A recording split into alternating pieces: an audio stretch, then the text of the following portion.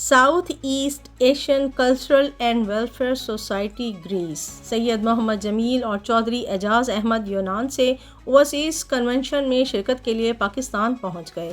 تفصیل کے مطابق وزیر اعظم پاکستان شہباز شریف صاحب کے حکم پر وزارت برائے اوورسیز پاکستانی کے زیر اہتمام اوورسیز کنونشن کا اہتمام کیا جا رہا ہے۔ کنونشن میں خلیجی ممالک اور یورپ بھر سے حکومت پاکستان کی دعوت پر معروف کاروباری اور پاکستانی کمیونٹی کے سرکردہ نمائندگان کو مدعو کیا گیا ہے۔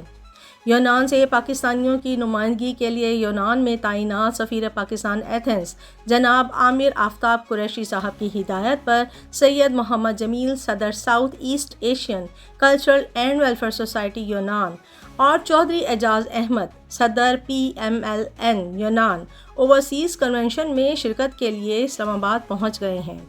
اس کنونشن کا مقصد پاکستان اور یونان سمیت دیگر ممالک کے مابین سرمایہ کاری کے فروغ کو بہتر بنانا ہے اور اوورسیز پاکستانیوں کے مسائل کو حل کرنے کے لیے قابل عمل تجاویز بھی پیش کی جائیں گی۔ کنونشن 13، 14، 15 اپریل 2025 کو اسلام آباد میں ہوگا۔